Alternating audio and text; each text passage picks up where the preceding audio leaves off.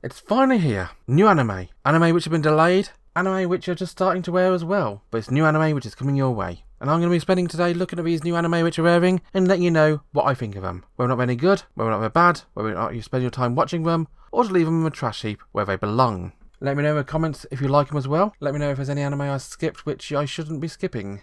But I do intend to review as many as I can, because this is a 2020 autumn anime preview from a different perspective.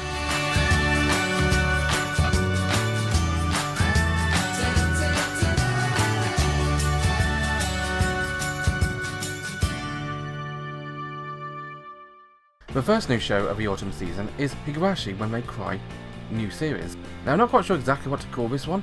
It is a remake of the original Higurashi series, but it's a new version of it. But for those of you who don't know, Higurashi is an old visual novel.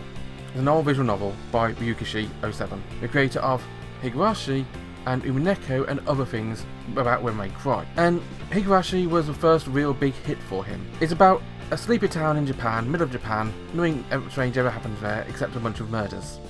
Our main character is a generic, boring guy who gets involved in those murders, and the girls around him, which are all serial killers. Of course, they don't act like serial killers, they just act like cute, innocent little schoolgirls, saying strange little things like Nipa all the time. There's nothing strange, nothing suspicious about any of them whatsoever. So what we've got here is Among Us, the anime, except that all the characters are imposters. Now I'll get the elephant in the room out of the way first of all. This is not an attractive looking anime. If you showed me this anime, told me it was animated in 2006 when the original anime aired, I would have believed you. It's got that sort of feel about it. If you showed me the 2006 anime, I would have told you that one was aired and was animated in the 90s. It looks that old. The game looks worse, but that's because Ryukishi did his own art. He later on in Remax got other people to do art for him, which worked out a damn sight better. Now in the first episode of Higurashi When They Cry, not much happens. We're kind of introduced to our main characters, but not really. We're just thrust into their lives as our main guy Kichi goes to school and tries to escape some traps laid to him by mischievous young minx Satoko, who is a bit of a weirdo, hyperactive, trick-playing kid. Then you got his, I'm guessing, childhood friend or little next-door neighbour girl, Reina, who is in no way a serial killer herself. There's no way the pictures of her at the end of the episode holding a ginormous knife is anything to be worried about. You got Mion, the only sane-looking character in the bunch, although who knows with this bunch. And you got Rika Furude, who is cute, but she's cute in that 90s anime cute of being just... I don't want to use the phrase Moe Blob because it's been used over and over again. I hate the phrase Moe Blob, but she's the stereotype of it. People always say to me, oh yeah, from canon, it's Moe Blob Central. She's a cute character, has a little gimmick of a winged backpack, and there's a weird phrase, Ugu. No, Rika is Moe Blob Central. Her phrase, Nipa, doesn't actually mean anything. She says it unrelated to anything, just randomly in the middle of nowhere. At least Ugu is normally said at the end of sentences or as a bit of a whine. Nipa means nothing. Now I'm not the biggest fan of horror anime, as I'm sure you know already, but that's not why I'm not liking this anime. I have actually watched the original Higurashi, and whilst I didn't enjoy the horror bits a lot, they weren't the bits which threw me away from it. What put me off from the show more so than anything else, even more so than the animation, is the goofiness of it. It puts itself forward as this sort of goofy slice of life comedy anime before killing everyone in front of your eyes. It doesn't work for me. The comedy is too goofy, the murder is too foul, there's no middle ground, there's no hints or clues other than the big, heavy, meat cleaver in your face clue. It's too heavy-handed. I want my anime to be a bit more subtle with its nuances and characters. However, if you are a fan of the original Higurashi series and just wanted to look slightly better, this is the anime for you. It's Higurashi given the fruit basket treatment. An anime which is pretty much telling the same story, but slightly better. And unlike Fruits Basket, it's kept the core music. If you did want to watch it, you can find it airing over at Funimation. Assault Lily Bouquet is another magical girl school anime, which are popping all over the place recently. It's a training school to train girls to fight weird monsters in sort of like magical girl combat style things, but even though magical girls, kind of, they mostly just fight with weapons. They fight using their charm points, or, well, their charm. They counter huge arms, huge being the name of the enemy. But I'm getting a bit too far into it straight away. Let's introduce you to our main character, Riri, who is pink-haired, cute anime character. There's not much more to say than that really. She's short, she's eager, friendly, and she's starting school, and she nearly gets run over by a Rolls Royce. And in the Rolls Royce steps out the other main character in the anime, the wonderfully named Kaede Johan Novelle. She's a rich girl. Come on, she's getting driven to school in a Rolls Royce Phantom. Of course she's a bloody rich girl. Great car work, great design work. This is definitely a show which has been animated by Shaft, because it is a show being animated by Shaft. We're also introduced to our other main character, the senpai magical girl type thing. Again, I'm calling them magical girls. They're presented like magical girls, but they're not really magical girls. They're just girls with weapons, transforming weapons, but weapons. If anything, I think rather than calling them magical girls, they remind me a lot more of the main characters from Ruby. Girls which fight with weapons which are also guns. I mean, I wouldn't be too surprised if there was a character with a ginormous scythe, which is also a gun. Of course, it would be called its weapon in the anime, but be kind of stepping on Ruby's toes there, wouldn't it? And so, Ruby, Kaede, and Yu end up, Yu's the girl, end up fighting this big bad monster after being introduced to a bunch of random other girls in the school, all with random long rich girl tuny names. The only one which really sticks in my head is a girl by the name of Von Grope, which I'm unintentionally doing with my hands, but hopefully there isn't too much groping in this anime, which, to be honest, I don't think there will be, because Shaft, despite their nature, despite what type of shows they do, they're quite often quite restrained when it comes to that type of girl-on-girl contact. Sure, they do like a good grope every so often. Monogatari, I'm looking in your way. But they're normally quite tasteful. I mean, just look at Medica Magica. That's quite tasteful in its way of presenting magical girls. Hopefully this one is going to be good at presenting its fighting girls in the same manner. And as a name, Assault Lily Bouquet reminds you, this one is going to be heavy on the Yuri, so that's one tick from me then. Now, we don't see too much of a fighting in this one, we see a bit of combat. It's very much choreographed combat, which again reminds me a lot of Ruby. It's going to be choreographed team-based combat, which again fumbles up in my book. But there's clearly some history there between Yu and her partner, well, former partner, we're not sure exactly. She wants to act solo, but she's got this other partner she used to work with. It's going to be fun to see how Ruby and Kaede get along together, because Kaede suddenly started idolising Ruby. Ruby is a lot more than she makes out to be, but of course she is the main character of the Fighting Girls anime, and there's a whole lot more to see here.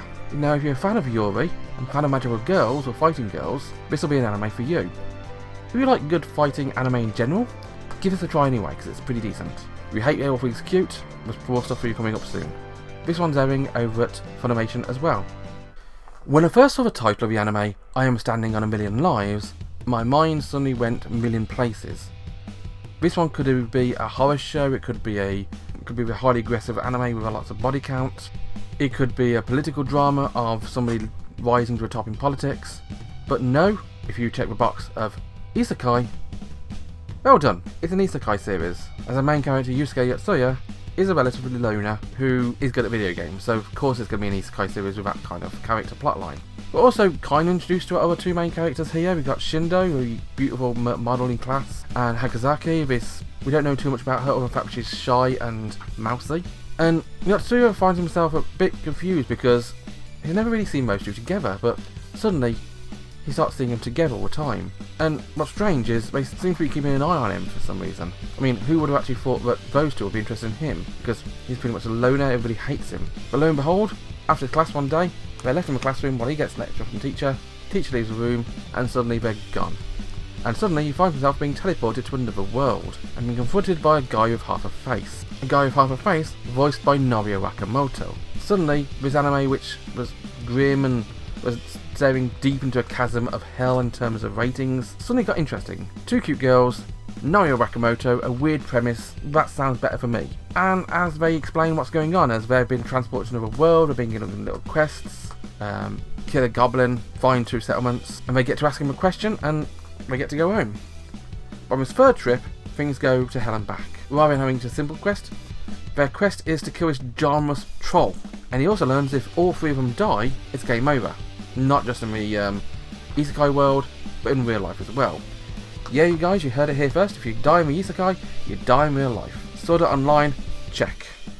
And like Sword Art Online, our main character in this Isekai world is a bit of a self-centered, I can do it myself jerk.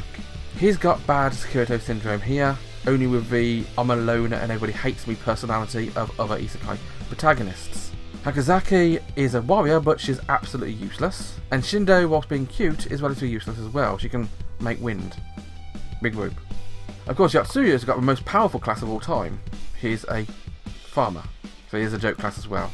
Now, the way he presents himself as this, I like watching people suffer, I'm a bad guy type of thing, but there's something beneath that, where he just wants to survive, but we don't know where it's going to be going. And every time it looked like it was going to be bad, it presented something which was interesting.